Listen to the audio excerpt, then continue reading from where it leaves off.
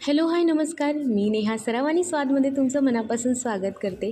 तर काल ना आईचा बड्डे होता आणि तिला स्पेशल फील करवण्यासाठी मी महाराष्ट्रीयन थाली केली होती, ज्याचे ना पार्टमध्ये व्हिडिओ मी तुमच्यासोबत शेअर करेन. पण सुरुवात खिरीपासून करूया. ट्रेडिशनल खीर, ज्यामध्ये मी बासमती राईस घेतले होते. 2 तास आधीच थोडंसं त्याला भिजत ठेवलं होतं. त्यानंतर त्याला कुटलं होतं मी छान.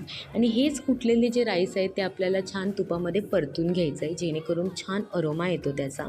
आणि मग यामध्ये पाणी घालायचं आहे आणि शिजत ठेवायचे आहेत हे राईस एक थोड्या 10 मिनटासाठी. आणि त्यानंतर यामध्ये एक ग्लासभर दूध घातलं. माझ्या आईला जास्त दूध आवडत नाही म्हणून मी कमी घातलं आहे. त्यानंतर साखर आणि वेलची एकत्रच पिसली होती ती घातली, थोडंसं केसर घातलं, काजू आणि बदाम घातले.